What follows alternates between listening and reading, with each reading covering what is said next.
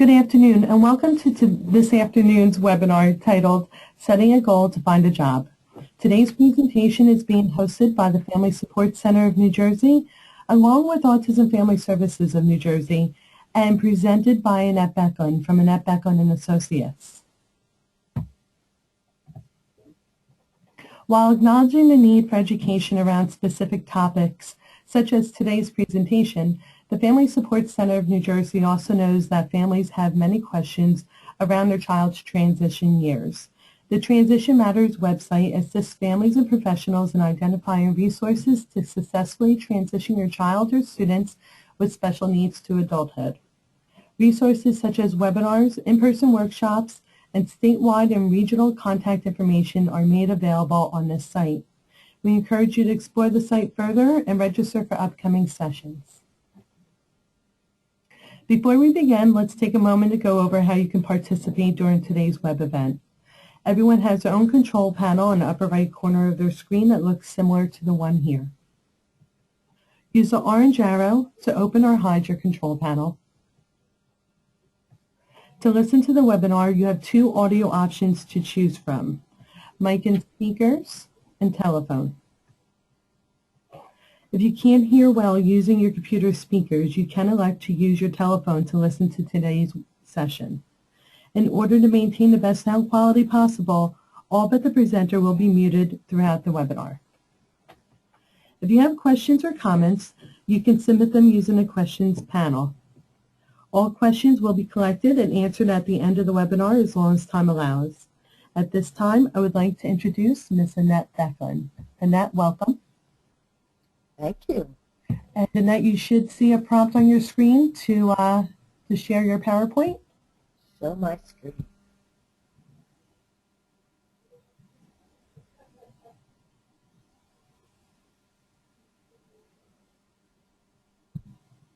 Perfect. There we go. Thank you and welcome. Thank you, and it's really very exciting for me to be here.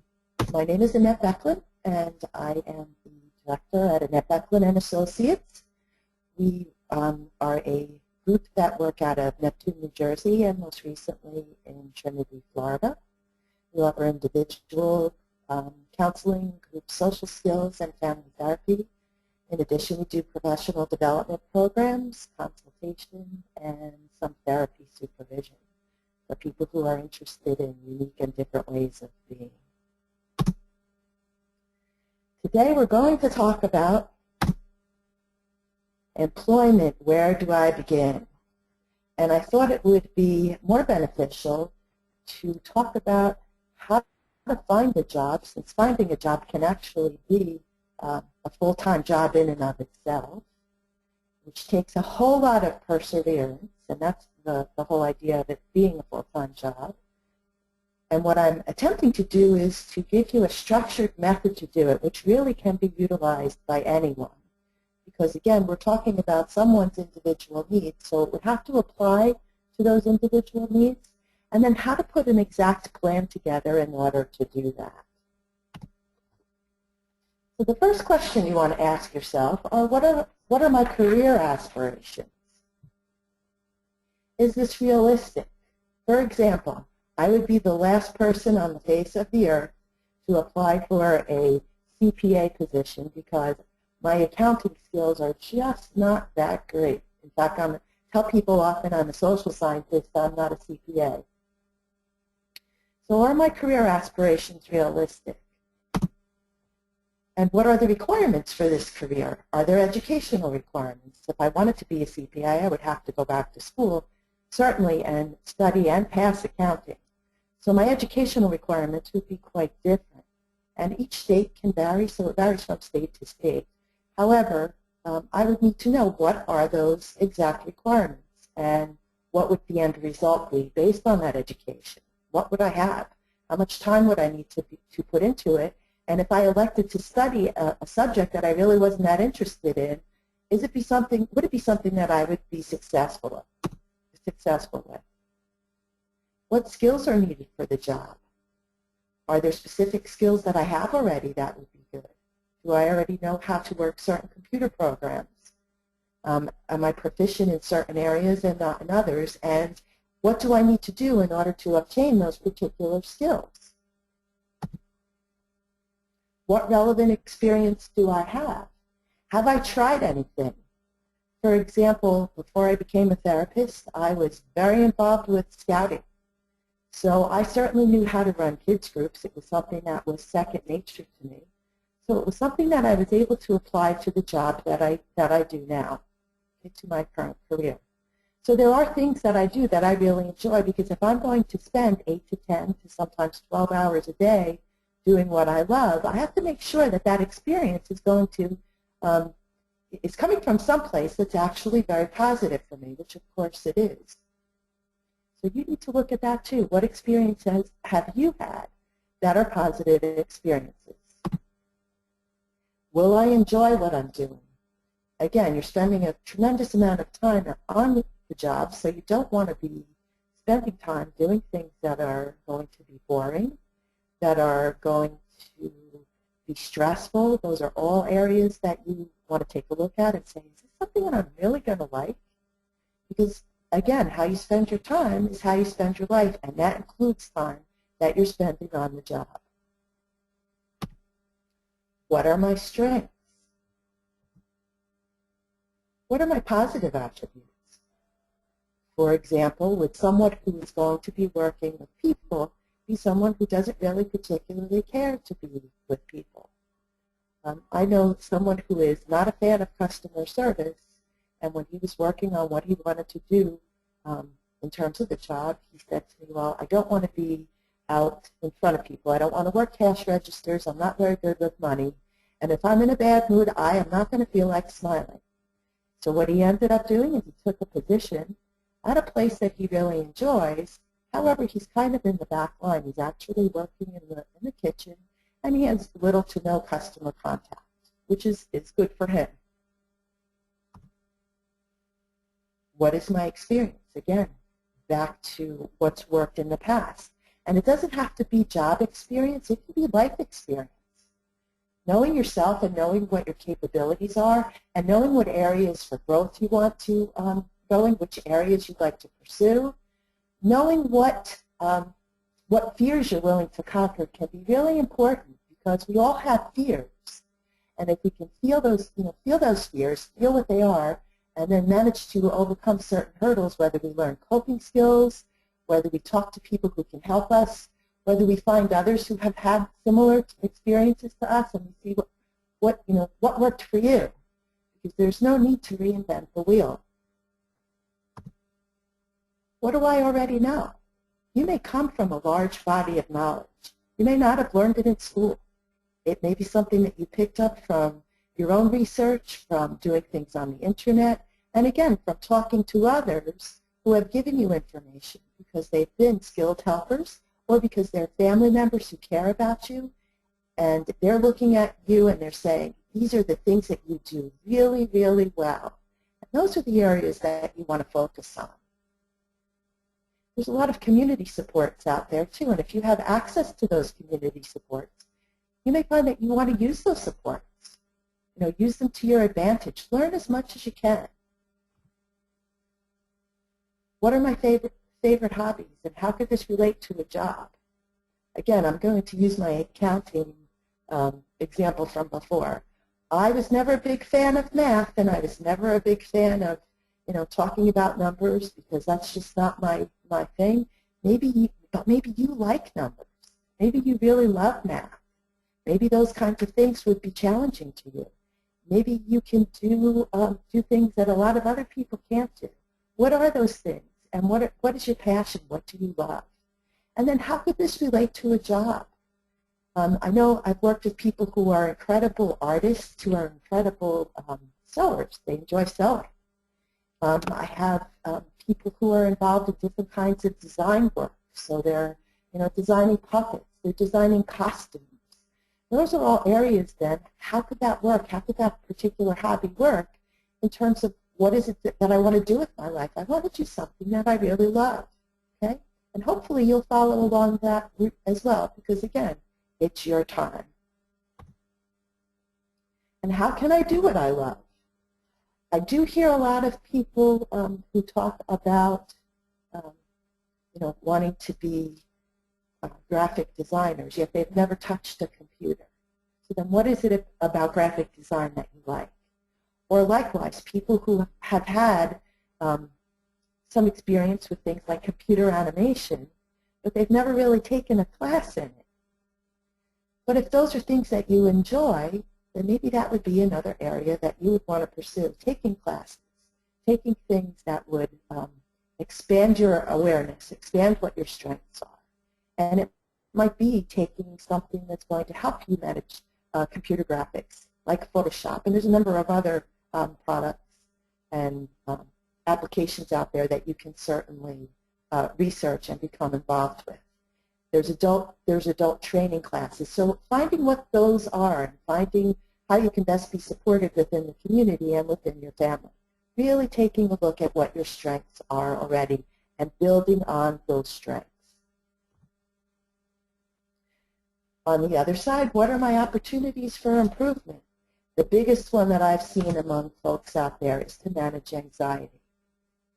If finding a job is a full-time job, it can be a really grueling experience, especially if you're someone who has a whole lot of anxiety. And we'll talk a bit about that, and then what areas you can go to, perhaps to give yourself some practice. But managing anxiety to do this, because a lot of the time people will have this anxiety, and as a result, they'll do absolutely nothing. They won't proceed to look for jobs.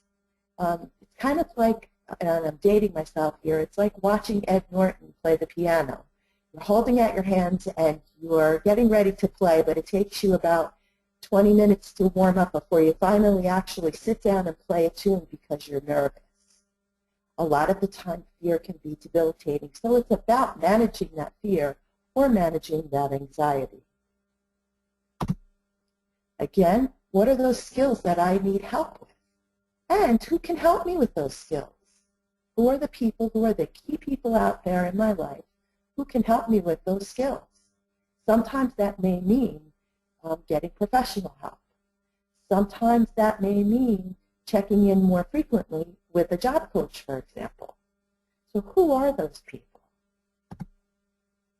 And what is my plan? Again, if you're not managing your anxiety, you're not going to have a plan.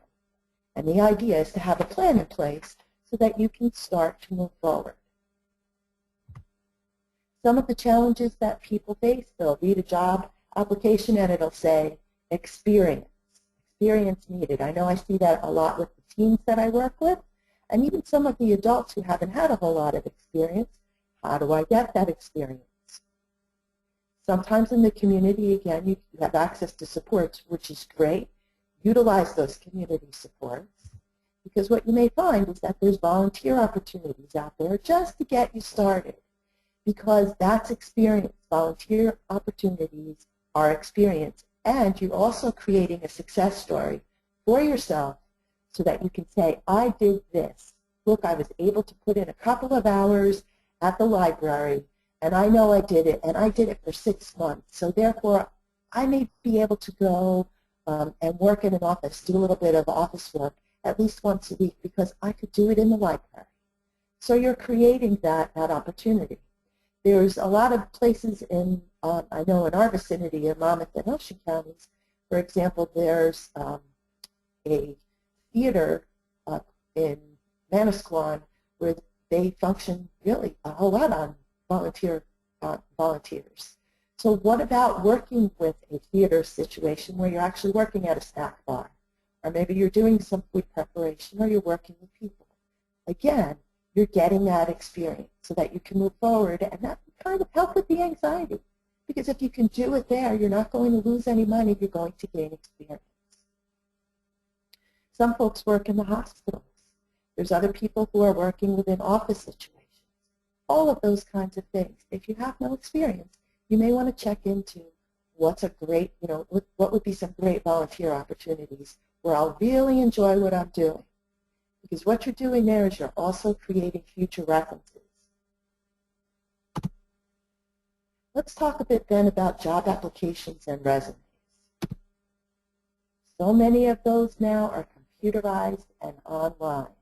Sometimes they even have aptitude types of tests, or they're really testing to see if you're honest, especially if it's in a if you're working in retail. They want to know if you're honest because there's been so much theft and things like that over the years. One way to get through some of those computerized and online applications is to fill out a blank copy of a job application. You can get a blank copy. You can certainly email me. I'd be happy to send you some of the ones that I give out. You want to make sure that you have a blank copy of a job application all filled out in its entirety. That, again, will take away the anxiety of filling out a computerized online application, and it'll also hopefully make sure that everything that you put in there is consistent, because employers will look for consistency. The other thing you want to make sure is that you have a cover letter and a resume, because that cover letter, which also goes with the application itself, will help you to build your resume, and then the cover letter, because many employers will ask for cover letters. I know when we advertise for positions, I always ask for cover letters. What I'm looking at in that cover letter is to determine, can someone write? Can they put sentences together? And if somebody needs help in that area. And I'll find out sometimes. I can identify what those strengths are, and I can find out, well, what this individual may need some assistance with. That may be the first presentation that anyone sees of you, and it's your first step into obtaining that position. Your cover letter, your job application, and your resume. And again, depending on the employer, sometimes they only look at the resumes and they won't even look at the applications. Make sure you watch for consistencies with your dates. If you're starting out, visit the Career Center at your school. Speak with your guidance department. A lot of the time, and I know this is the case in some of the community schools and the high schools, and even in the four-year colleges and universities, they have a career center where you can go, and they will basically take whatever resume you have, take whatever cover letter you have, and they'll work with you on adjusting it so that you have the opportunity, to make a really great first impression and ultimately get that job interview. Set up an appointment with the Division of Vocational Rehab in your county.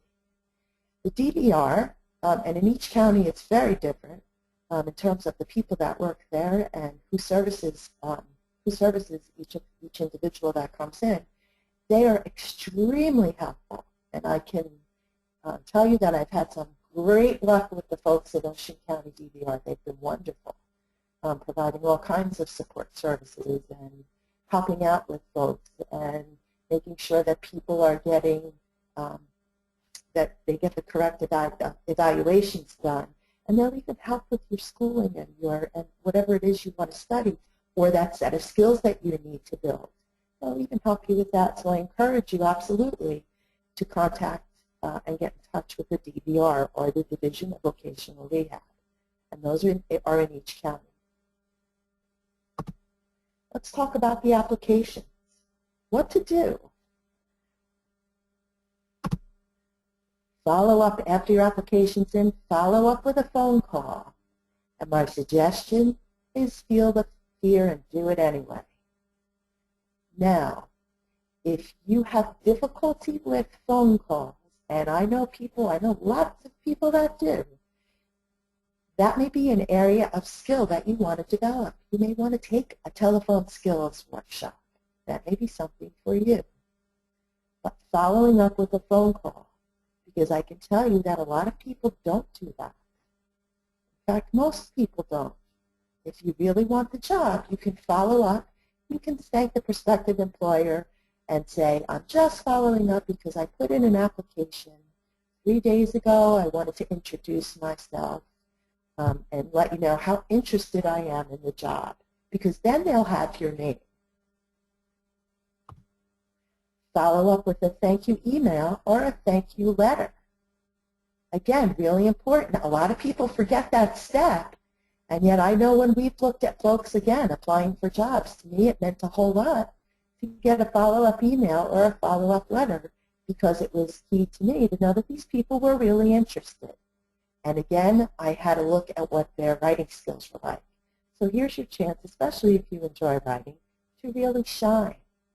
And what you may want to do is, again, get some help with that. You may want to research how to write a thank you letter to a prospective employer so that it's done in a very business-like format. You may want to make sure you check for spelling and sentence structure and all of those things, because those are all issues an employer is going to look for.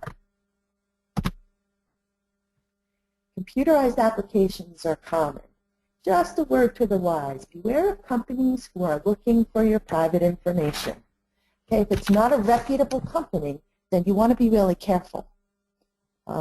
There are job sites out there that will post things that say, yes, we have jobs available, but when you really go and you look or you call the company, you'll find out they're not really hiring. They just may be gathering information in case they ever do decide to hire.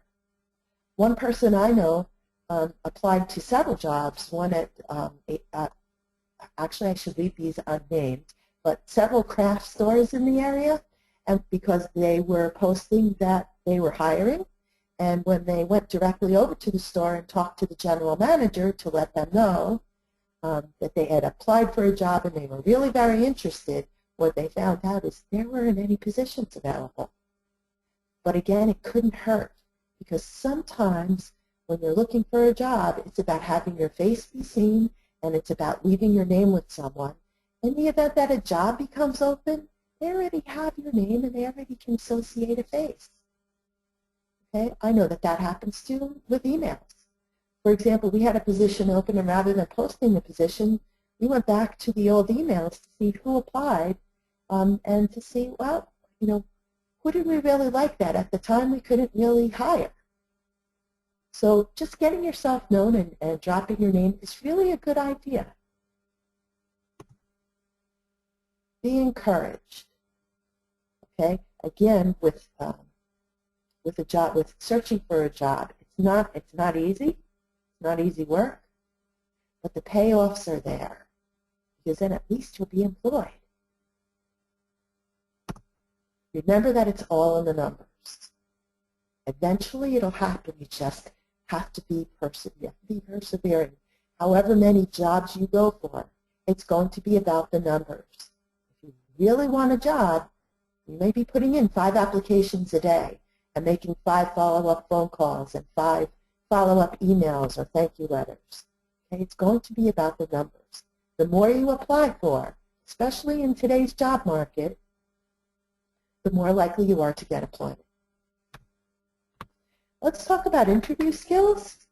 Interview skills are really all about communication skills. So these are areas that you may want to work on, and it may be part of your objectives. And we're going to talk about setting that goal and then the objectives to get there. One of the big ones and one of the more difficult ones is listening skills, or our listening skills, I should say. I call it the lost art of listening. Sometimes you'll pick up information during an interview, especially if you're really good at detail, about the job itself that maybe wasn't advertised. You also may find out that there are things that are going to be easier for you, or things that might be more challenging for you, where you might want to, again, do some more homework, or maybe get some more training. So really listening to what the job is about. Listening and paying attention to the person who's doing the interviewing. And what are they like? Sometimes people have found out through the interview process that they didn't really want to work for a company. Sometimes that occurs when the person who's doing the interview is talking more than the person who's actually interviewing. Okay? Important point.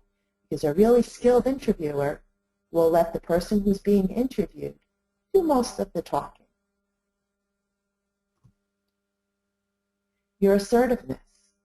Again, that's about managing fear. You don't want to be aggressive, because aggressive is pushy. You don't want to be passive, okay, because passive behavior is really like acting like you're really not interested, even though you might feel like you are, and that's something you can work with a loved one on, or work with your job coach, and using body language that's going to really show that person that you're actively interested in the position that they have. That would also include things like asking questions. I know when we were doing some workshops on interview skills during some of our groups, we found that people were really hesitant to ask about salary. Well, you have a right to know what your salary is going to be. Absolutely. And you don't want to work for free unless, of course, you're in your beginning stages and you're volunteering. But if we're talking about salary, you want to know about salary. You may want to know about advancement opportunities.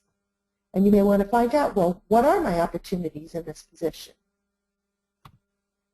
Some more communication skills. A great handshake. Now, that doesn't mean that you're going to go breaking somebody's hand by being too strong. You want to make sure that the way you hold someone's hand is just the right amount of compression. And again, this is where practice makes perfect. Remember that good things come in threes, because I've had handshakes, I know with people who've come in, or even people that we practice with, it felt where their handshakes were very limp, okay? Or maybe, it was just like a couple of fingers that they were handing me. Well, a solid handshake is actually, again, will show someone that you're being assertive. And if it's too heavy, so mind that one too. Again, practice makes perfect. If it's too heavy and you're crushing my hand, I might think that you're aggressive even though you're not. Remember that good things come in threes, so a handshake shouldn't last more than 3 seconds. Now, likewise, is eye contact. Now, at our office, it's our philosophy, we don't force eye contact because it's just not culturally sensitive enough. People don't make eye contact all the time, and that's okay. If we're doing, again, an interview workshop and we're talking with people about how to get a job, one of the areas of concern is always eye contact. So I don't care if you ever look me in the eyes. It doesn't matter because I know you hear everything I say. However, when you are out with a prospective employer, they're going to expect you to look in their direction. And what you can do, if you're uncomfortable with eye contact, is you can look at the top of someone's head, or you can look at their forehead if you're comfortable going a little bit farther down from the top of the head, so that at least you're looking in someone's direction. And again, good things come in threes, because you don't want to make eye contact for anything longer than 3 seconds. You may want to avert your eye contact a little bit so that somebody doesn't believe that you're staring at them. What I would urge you to do, again, is to practice with someone. Practice with someone who you love. Practice with someone who you trust. Who's going to give you positive feedback and make helpful suggestions. Smile. Oh my goodness. There are so many people out there who are so scared going through the process and so nervous that they forget to smile, and it's okay to do that. It's okay to smile sometimes during that process because, again, it's kind of letting someone know during that interview process, I'm really okay with you and I'm really comfortable. So if you can interject a smile, and again, I urge you to practice that. You don't want to smile through the whole thing because then it'll look phony. But to have smiles every once in a while, especially if somebody's making a little joke. And if they make a joke, sometimes you can watch the cues. They may laugh at their own jokes. Okay. But again, when to smile. Remember to breathe. Breathing's always important and it's always a good thing to do, but people forget to do that when they're going through this whole process, again, because it's back to I'm really nervous and I'm really scared. Well, if you're breathing and you're taking in oxygen, you're more likely to think clearly. Because when we're not breathing because we're scared or nervous, everything in our bodies is going to close down. And sometimes that has to do with our brains too. Those close down when we feel that way. So it's always okay to take a breath. And it's always okay to say, let me think about that before I answer. Or I'd like to think about that, especially if an interviewer is asking you questions. Preparing for the interview, remember this is a great one. Tell me about yourself. That's when you want to write down before you even go into the interview, at least 5 positive, great things about you. This is your opportunity to sell yourself. An employer is listening to see if you're going to tell them anything about your personal life. What you may want to do is have one piece of that, maybe what school you go to. But really what you want to do is focus on what your strengths are, things that you've done already, even if they're not on the job skills that you have or positive attributes that you've used within a job situation. They could be in a volunteer situation. They can be in family life. But be ready, because if you tell someone, I'm really organized, they're going to ask you to give an example of a time when you've been organized. So make sure you back up whatever those 5 things are and you study them. And you can take it a step further. They may never ask you, but you may decide to tell them. So for example, tell me about yourself. Well, I'm really organized. For example, and then you give them a behavioral example, because that way it's not just what we call fluff, where it's just somebody telling you what you want to hear. For example, every day when I come into the office, I make a daily to-do list, and then I action as many of these things as I possibly can. What questions will you ask? What questions will you ask? Again, I had mentioned earlier about not asking for, well, what's the salary, which is a really important question. What possibilities for advancement are there here?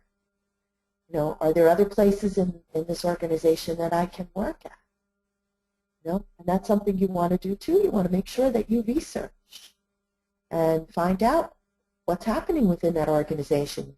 Do they promote from within? A lot of companies do. So you may get your foot in the door as a cashier, for example, or as a stock person, but they may have opportunities within that organization, and they only promote from within.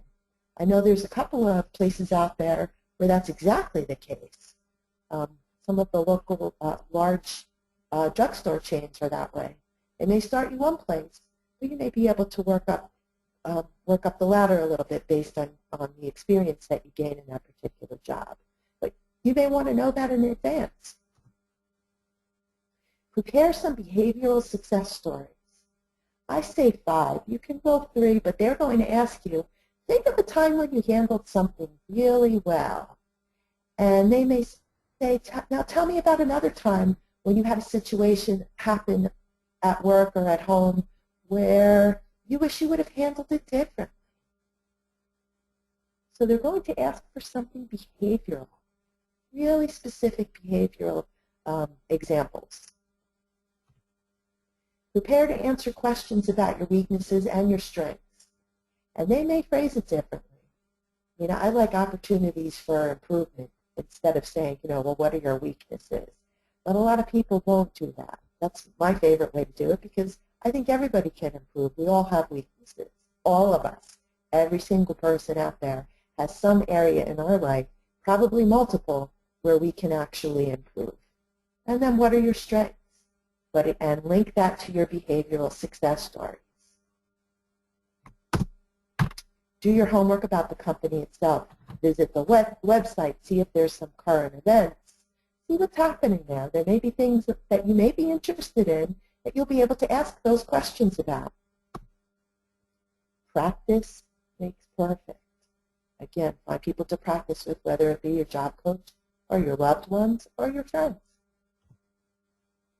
Some more planning, some things to think about: transportation. What are you wearing? For example, we've gone shopping for clothes because people didn't have outfits to wear for their interviews. So what are you going to wear? And how would it work? We found sometimes that there's clothing that can be worn underneath clothing that provides pressure to an individual on their skin, which really helps them to stay comfortable and focused. And it can be very comforting. And are you going to wear a suit, a 3-piece suit for a position in retail? Or can you get away with wearing something that's maybe khaki pants and a nice button-down shirt? Whatever those jobs are, there's plenty of areas, things that you can find on the internet, Googling images. And we've done that too, looked at different clothing and said, what would you wear? Would you wear this to a job interview? You know, ladies are wearing low-cut sweaters. Nope, absolutely not. You know, certain shoes, absolutely not. Definitely you don't show up in sneakers. Setting goals and objectives, which I am going to talk about.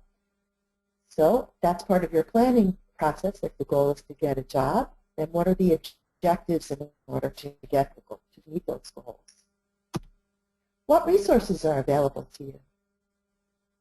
Whether it be internet resources or community resources, what are those resources that, since you've already looked at, well, what is it that I need to do? What are the resources then where you can reach out? You don't need to reinvent the wheel. What kind of cyberspace registration is out there? Are there things out there that I can register, for example, and upload my resume? And don't I want to be really careful with loading personal information on there that might be used by somebody unscrupulous?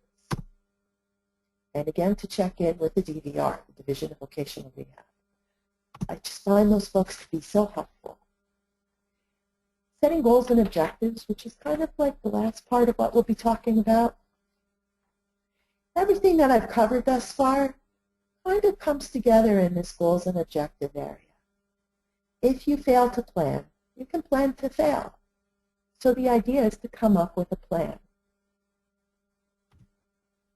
What we do in some of our groups, and Mel is going to send you a copy of the slides that I put together for today, and also she'll send you a copy of this as well. This is a handout that we use in our groups so that we can frequently look at what people's goals are, okay?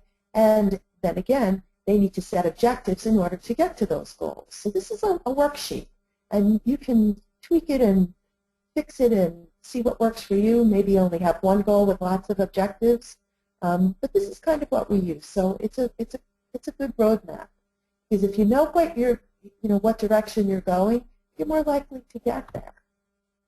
So let's say, for example, our goal is to find a job. And now we're going to take a look at, well, what do we need to do? What are the objectives in order to get to that goal? So the goal is the big picture. The objectives are the ways to get there. And there's probably a number of those. Remember that objectives are clear, they're measurable, and they're realistic. And they answer the questions, what, how well, and by when. So some examples. And you're going to have your own. I just wanted to give you some ideas. To contact the DVR in order to obtain a job coach by this Friday. Make an appointment with a job coach by Friday. And I'm going to put a date on that to be real specific. Because otherwise, if I'm really afraid, I might say, well, I put Friday, but maybe I'll do it next Friday. So real specific. Fill out a generic job application today, because then I can start working on my resume. Make 5 applications online per day starting Saturday. And again, I would put a date. Research places to work not far from home. That's where Google search engines can be great, because you can go on there, you can take a look at what the maps look like and see, because transportation is an issue for people. Another objective might be to practice taking a cab if it's someone who doesn't drive. And that would be broken into 2 objectives. To ask mom to help me to take a cab, and to do that by next Wednesday with a date, and then to try taking a cab by myself. Or it may be public transportation or a train, but something along those lines, because there are things that we need to do in order to work. And if we've never done them, we may need that practice, and that would be our own personal objective. Bookmark places that may or may not have jobs available. That's what I'm going to do. There's our objective. Bookmark places that may or may not have jobs available. And I'm going to do 2 a day starting today. Well, I would like to work for Spirit Airlines, and I'm going to go online and I'm going to check. For example, maybe I know that their jobs are posted on Tuesday or Wednesday. So I'm going to bookmark and see, and then every Tuesday I'm going to go on and I'm going to apply for a job again. Because sometimes there's rolling applications where there's just so many coming in. But if they start to see my name, and my name is recognizable, I'm more likely to get the job. A friend of mine had that experience with Walmart. He called on the position, and he found out that they had availability, and through talking to the person in human resources, found out that they post jobs on Wednesdays. Now, this is at a different location. I don't know if this is the case with all Walmarts, but that particular location posted jobs on Wednesdays. So every Wednesday, he goes onto the internet, and he sees what jobs are posted, and he applies. So that's his objective. Research internet resources that will help and identify one per day starting today. And those may be websites like Indeed. There's some other ones out there, Monster. Those resources that are available, things that you can check out. And again, going back to those companies that may or may not be posting jobs on particular days of the week. So these objectives to find a job, and what's needed in this particular example are a little bit different. They differ from person to person, and everyone's needs are different. My needs to find a job are going to be different than your needs. Across the board, everyone has their own strengths, has their own opportunities for improvement. So your objectives in order to reach your final goal to find a job are going to be very different. They won't be the same for each and every person. We had talked earlier. Another example would be making phone calls. I've heard people say to me, well, my son, my daughter, they're not very good on the phone and that. And I said, well, are you having them order pizza? Can we order a pizza? Well, yeah, they can. Well, why aren't you having them do that? Because if I'm ordering pizza every week, that's going to decrease my anxiety to use the phone. And trust me, I know lots of professionals who won't get on the phone. So there's people who are just not comfortable. They'd rather text message. Well, that doesn't work in the job market. You really need to have some phone skills in order to move you forward. That might be, I need to call my job coach once a week, even leaving a message on the machine. You have brains in your head, you have feet in your shoes, you can steer yourself in any direction you choose. I like that quote. I had another one in mind, but Mel told me I couldn't use it. So I would like to open up the floor to any questions. And I also want to put just that bit of some resources that I found that I thought you might, that I referenced here. Annette, thank you so much. I'm actually laughing, and I will make sure to include your other quote in our next presentation. Oh, can I tell them? No, absolutely. Of course you can. Okay, I can't tell you who said it, but I can pull up the name. It was, do what you love what you do, leave the world a better place, and don't pick your nose. You always had humor into your presentations, which we all appreciate. So thank you so much for sharing all the information with us today, Annette. We do have a few questions that came in, so if you would be comfortable answering. The first one is, do you have suggestions for programs that you can introduce my 18-year-old, that would introduce my 18-year-old into the workforce? Any suggestions on employers who support young people with special abilities to get his or her feet wet without shutting them down due to their social differences? Well, we've had people who have gotten positions in various retail stores, and I've seen, and I think it depends on the store itself, whether you have people who are kind or unkind and understanding. And again, it goes back to, are the employers being trained? So retail, a lot of the food stores will hire people. Some people don't want to, and again, depending on where people are at, they may not want to push carts, but again, starting somewhere, if you don't have job experience, how do you get that experience? Because an employer is going to look at, well, how long have people stayed on a job? And if you're leaving and changing jobs every 2 months, then they're not seeing anybody who can stay in one position. So, perhaps a gentle place, again, maybe volunteering. The libraries have been very helpful for places like that.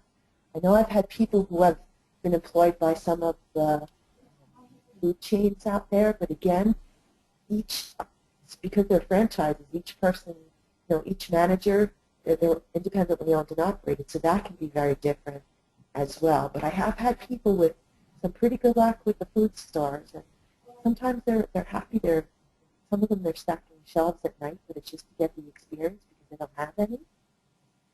And off the top of my head, those are the best places that I can think of. I know once in a while we'll get calls, but it hasn't been very recently, where somebody wants someone over the summer to maybe do some filing. I know that we have people who we've sent to the Family Support Center because you have volunteer opportunities. We do sometimes, yes. Yeah, we have. And even if they're just being involved in an office environment so that they get used to phones ringing and having lots of things go on at one time. Absolutely, and I think building that resume, like you were saying before, is so important. And if you don't mind me just adding a few words in, from my own experience with my son, is really identifying with the person that you're planning with their areas of interest. You know, we all know that, like Annette was saying before, we're in our field because we love it, right? Someone told me that I had to work at a bank. It's not going to work for me. I'm not going to be happy, and we know if we're not happy, we don't want to stay in that environment too long. So really planning around the person's interests and strengths, and also approaching the school district. I know that this question came from someone with an 18-year-old. So if your child or if this is a student of yours is still within the school district, many districts can provide and should be providing those employment experiences and opportunities through an SLE program. And that also will help boost someone's resume and confidence and skill level. Oh, I've seen a lot of adults recently who come in and, they've had that experience in high school where they had job coaching. And even in those job coaching settings, sometimes they're out also. That's why I said check with the guidance department. Mm-hmm. They are also out getting experience in volunteer situations.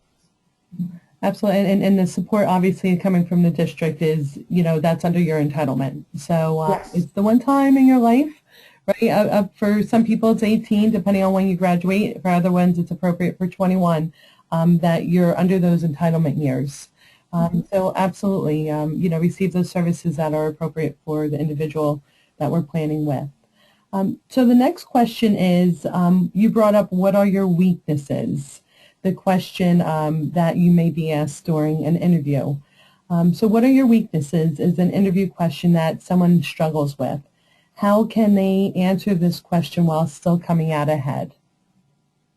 Oh, okay. Again, I don't see them as weaknesses. I see them actually as opportunities for improvement. Love it. For example, I am very shy. So sometimes, I know that I need to work a little bit more on that, on my shyness, and ways that I've been doing that already. That, I've made sure there's a group that gets together once a week. I go out with them, or I've contacted people from, ABC Corporation where I volunteer, and I've gone to lunch with them, and I try and ask them questions. So again, it's back to opportunities for improvement, because you won't always hear that. Just change the words a little bit.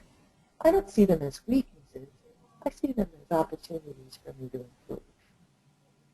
Perfect. And as always, we definitely appreciate your positive outlook in every situation. I think that makes a great difference. And believe me, it's appreciated by many. So we thank you for that. The next question is, should I be upfront with an employer about needing a job coach, and should I disclose my disability to any future employers? That's so individualized. That really is so individualized. And I would have to know the whole situation and why, and where.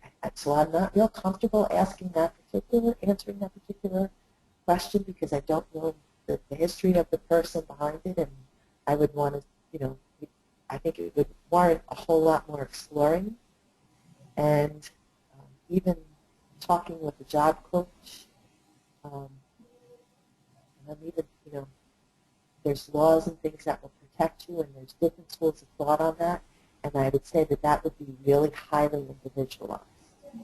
Wonderful. Annette, can you share a little bit about the services that your practice offers? Sure. Well, individual therapy, group therapy, we do social skills groups. We have a pretty large adult group right now that meets on Tuesday nights. And that's driven very much by what the goals and objectives are that each person sets, during the process. So we try and individualize that according to the needs.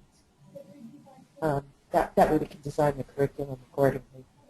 We do social events, and we have clubs for people who don't have insurance or can't afford it. And we try and keep things priced low enough so that if people still want to come out for different events, we're still able to do that. We do professional development seminars. We are approved through the American Social Work Board to offer clinical credits for people who are therapists. Because there's so many therapists out there who are anxious about, dealing with people who are unique. And sometimes they have all the tools they need, and it's just a matter of educating people. We like to do those as well. If people identify a need, pretty much I'll try anything once. So if somebody calls up and says, we'd really love to have, in fact, all of the clubs that we've had, the Pokemon Club, the Writers Group, the History Club, those have all come from people who are part of our community who've said, we really need, we'd like you to do this because it's an area of interest that we have. So we like to provide social opportunities for people so that they can come to a place, feel totally comfortable, and engage in things that are enjoyable to them. Because then you're creating success stories. Wonderful. I've actually have attended a couple of your talent show nights. And incredible. Some very... the cafe? The cafe, thank you, yes. Some wonderful talent that kept the room entertained, and it was an enjoyable night out. So it was part of the social skills opportunity also because we did, and life skills, because in order to prepare for that, we were doing a lot of food preparation and cooking without ovens. Because we were in an industrial building, we can't have ovens where we are, but we've been doing lots of no-bakes, and certainly the microwaves have been going, and even the toaster ovens. I don't know if we're allowed to do that or not, but we do anyway. But we've had a lot of those kinds of things go on too, so that people are given the opportunity. You can't, if you've never tried it, how are you going to know if you could do it or not? Sure. I think it was an incredible avenue for people to really express themselves and to really display the talents that they had, which was appreciated, I think, by everyone who attends those evenings. Annette, I do want to give you one last question before we say goodbye to everyone. We had one question asking if you have any experience or feelings about using interest inventories to find out someone's preferences for careers. Oh, absolutely. Why not have an interest inventory to find out what somebody likes? I haven't looked at, technically at what's out there, but they do have those. I know I've probably taken them over the course of the years, which is, although I didn't really have to because I knew I wouldn't like accounting. But of course you want to find out where the interests are, but again, setting realistic goals and looking at those interests, because not everybody is going to be an animator. There's people who have said, or people have told me they wanted to be president of the United States. It's like, okay, do you have a law degree?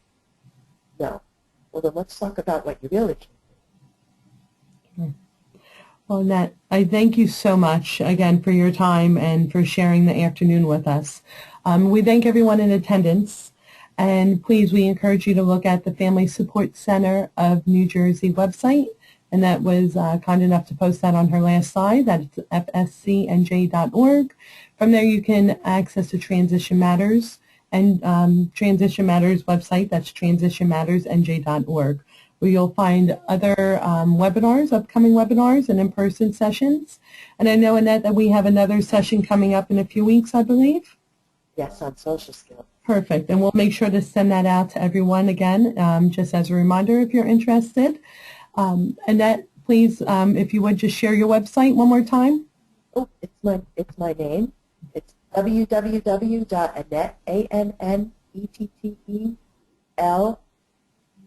Beckland, B as in boy, E-C-K-L-U as in umbrella, N as in Nancy, D as in David, .com. Perfect. And Annette is kind enough to share her PowerPoint with us. I will make sure to get that out to everyone by early next week. And if you have any questions, concerns, or need any additional resources, please do not hesitate to call the Family Support Center of New Jersey at 732-528-8080. Thank you again for joining us this afternoon, and we hope to see you on the next webinar. Thank you, Annette. Have a great day. Thank you, everyone. Bye. Bye.